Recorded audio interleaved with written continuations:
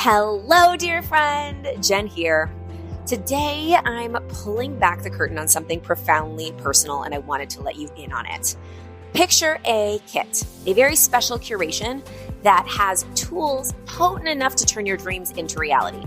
Now, imagine if these tools weren't just random selections, but they were the very tools that I've personally used and leaned on to manifest my deepest desires. Yes, I have pulled together all of the tools that I use to manifest and create, and I put them together, and I call it the Creation Kit. And I'm so excited to share the Creation Kit with you. Inside the Creation Kit, you're going to get my Wonder Walks Spotify playlist, so you can take Wonder Walks just like me with the exact same sounds and music in the background. The celebration visualization meditation that I use daily in order to get me super clear on the feelings that I want to manifest and help me tap into those feelings on a daily basis. You're going to get journal prompts that you can use every single day, affirmations that have changed my life. They've been my daily mantras, and a customizable gratitude list that you can use every morning to help you tap into gratitude, especially for things that haven't necessarily happened, so you can start to manifest them into your life. And last but not least, I'm going to give you a special ChatGPT prompt that actually helps you with manifesting and creating whatever it is that you want. Curious? Intrigued? Do you want the Creation Kit? Well, you are in luck because it's yours for free. All you have to do is pre-order my upcoming book, Be Seen, and enter your order confirmation number into beseenbook.com, and you will get my Creation Kit in your inbox for free.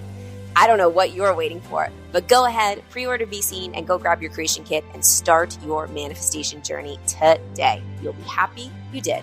Now, on to the podcast.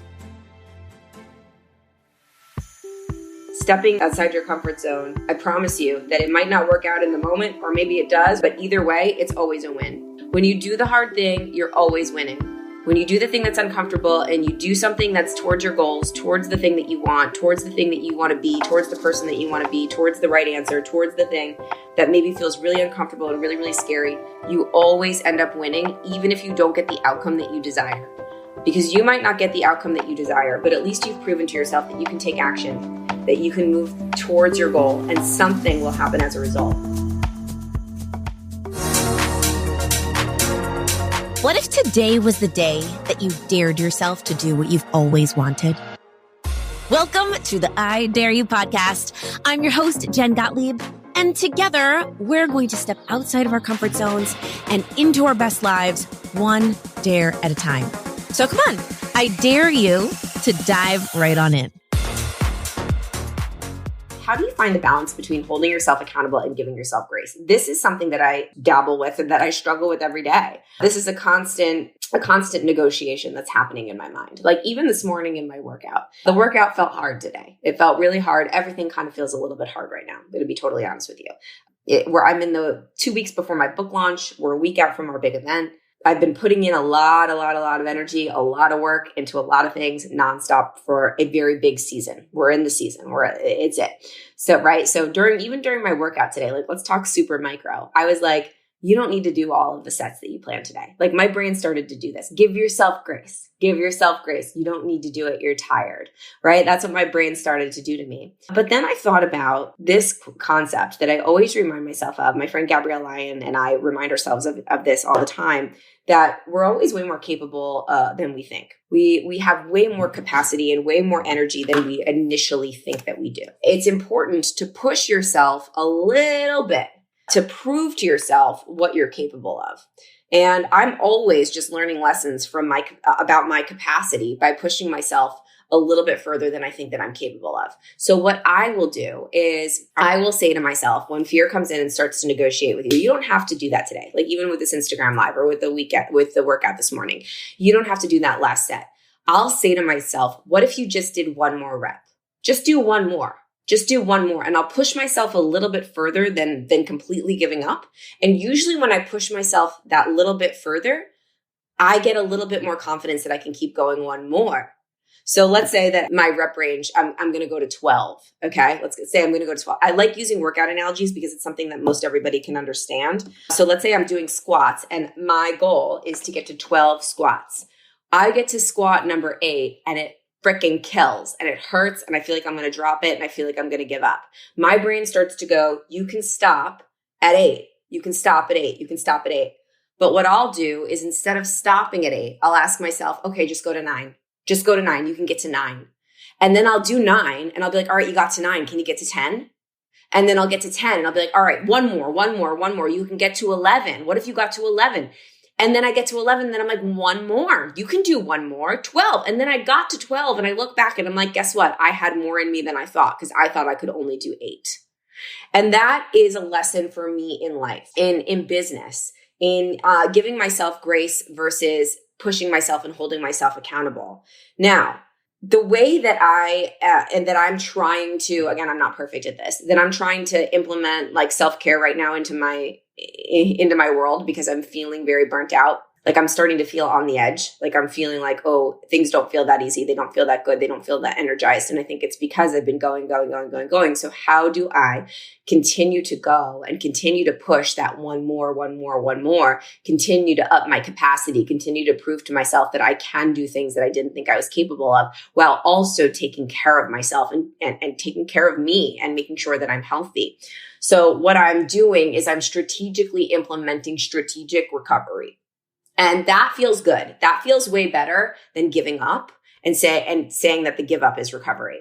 Because if you set a goal and you set a commitment, let's say like confidence comes from sticking to the commitments you make with yourself. So let's say you stick to a commitment and you say, like, let's say I'm going to do 12 reps of squats right now. I'm going to do 12 of them.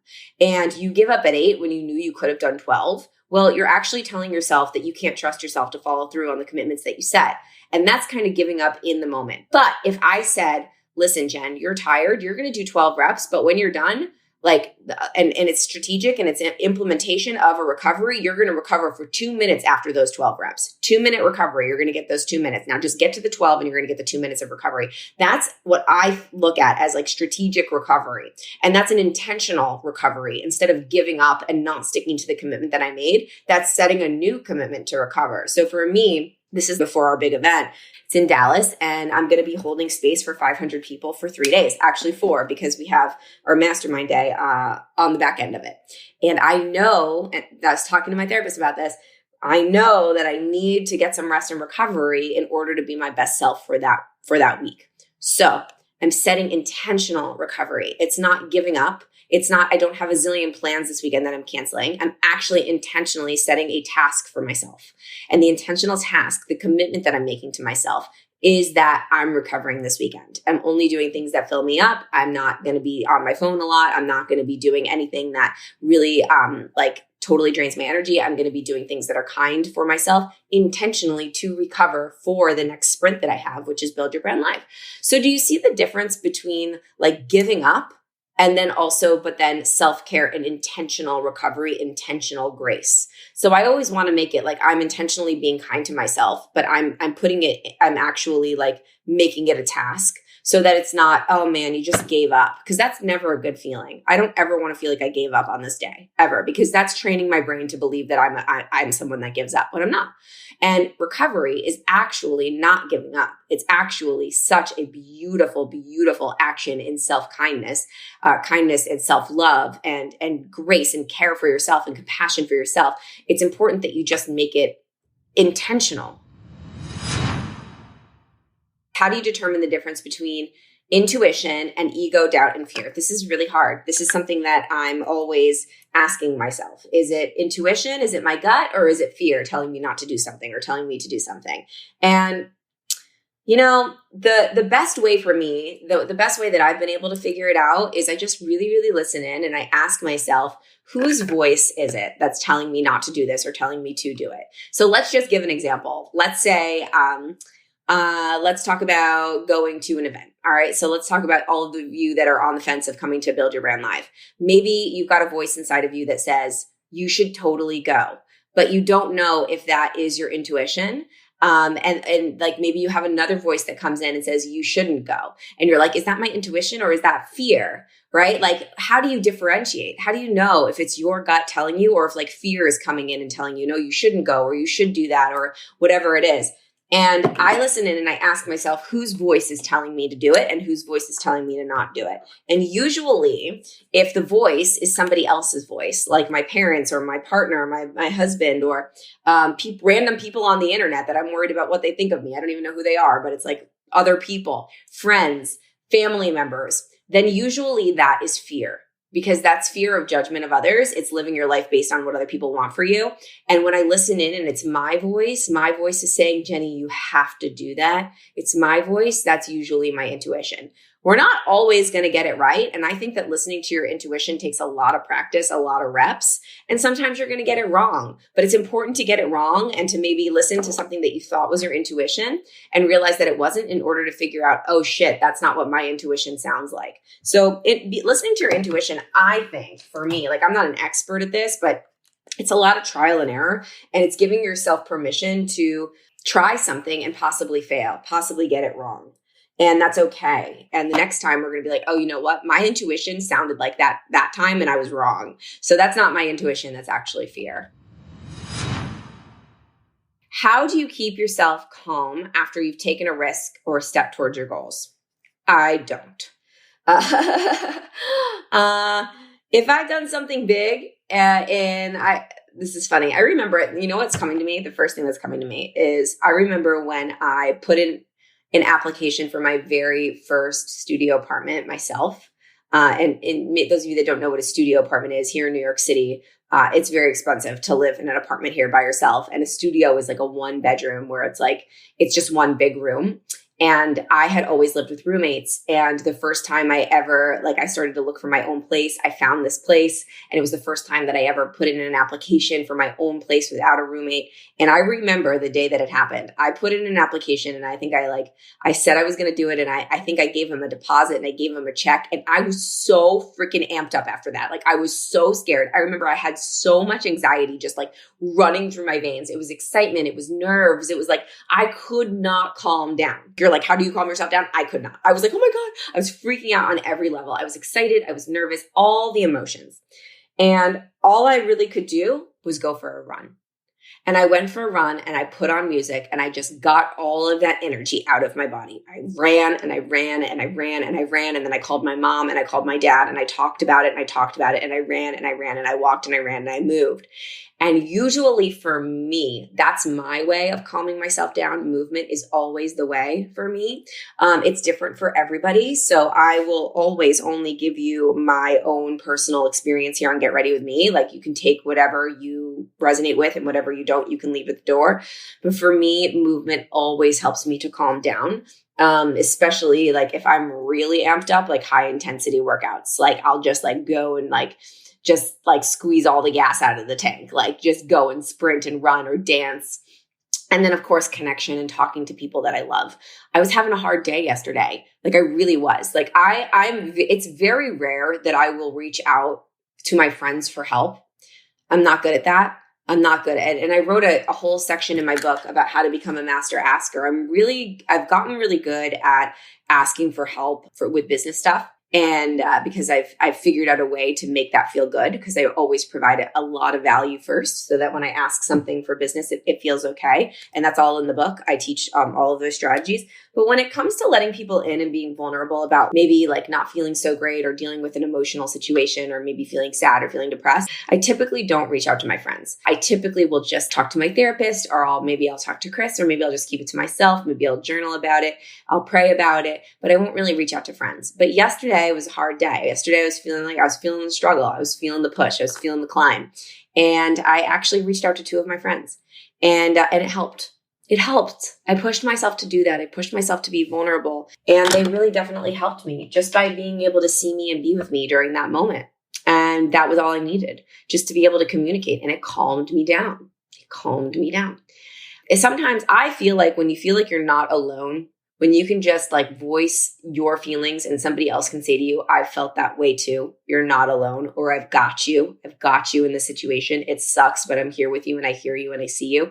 Sometimes that's all you need to calm down a little bit. even if it's a great thing, like Sananda, you said, like after you've taken a big, scary step. So maybe after you've made a big investment or you've done, you made a big decision. Like a lot of the times after I've made a big decision, I'll make the decision and then I'll just let it go and I'll go do something else to distract me. And sometimes that's what you need. Sometimes you just need a nice distraction. Sometimes you need to turn off your right brain and turn on your left and start doing something completely different and just trust and know that the decision that you made was the best decision for you.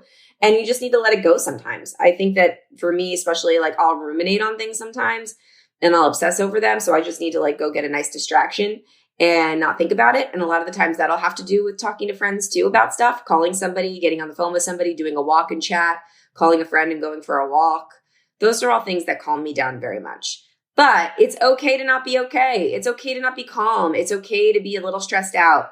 It's what's your relationship with that feeling? I want you to please know that like all those uncomfortable feelings, like being super amped up or anxious or scared or sad, like I'm not a mental health expert at all. And I don't claim to be, but I am somebody that struggles with all of this stuff as well. So I can come on here and I can tell you that I know that no matter how hard a day is, the day passes, it goes, this too shall pass. And the discomfort is temporary. It might last, the moment in time that we're in the world, who knows how long this is going to last, but the feelings about it are going to go up and down. And we are way more capable than we even know about being able to deal with hard things. It doesn't make it any easier. It does not. It does not. It does not. It does not. Like this is a hard freaking time. And whatever the time is for you in your life right now, like maybe something completely different and even harder. And all we can really do is just trust and know that right now, like in this moment, if you're listening to this right now and you have eyeballs that can see and you've got an iPhone and you're holding it in your hand, then right now in this second, if you can take a breath, in this second, this moment, this present second, you're okay. And I always remind myself, like first this, then that. First this, then that. What am I doing right now? Focus here on this. And then move on to that. If I want to stress about that, I'll stress about that in a minute. Let's this first. First this, then that. We're all in this together. You're not alone. I hear you. I see you. Stepping outside your comfort zone and doing hard shit. I promise you that it might not work out in the moment, or maybe it does, or whatever. But either way, it's always a win. It's always, always a win. When you do the hard thing, you're always winning. When you do the thing that's uncomfortable and you do something that's towards your goals, towards the thing that you want, towards the thing that you want to be, towards the person that you want to be, towards the right answer, towards the thing that maybe feels really uncomfortable and really, really scary, you always end up winning, even if you don't get the outcome that you desire. Because you might not get the outcome that you desire, but at least you've proven to yourself that you can take action, that you can move towards your goal, and something will happen as a result. The only guarantee where nothing will happen is if you sit around and you do nothing. Thank you so much for tuning into this episode of the I Dare You podcast. I'm so grateful you chose to spend this time with me, but I'm even more grateful for your future self that you are building one dare at a time. So my first dare for you is to subscribe to the show and then share it with a friend who you think needs to step a little bit more outside their comfort zone and into their best lives. They'll thank you for it. I'll see you next time on the I Dare You podcast.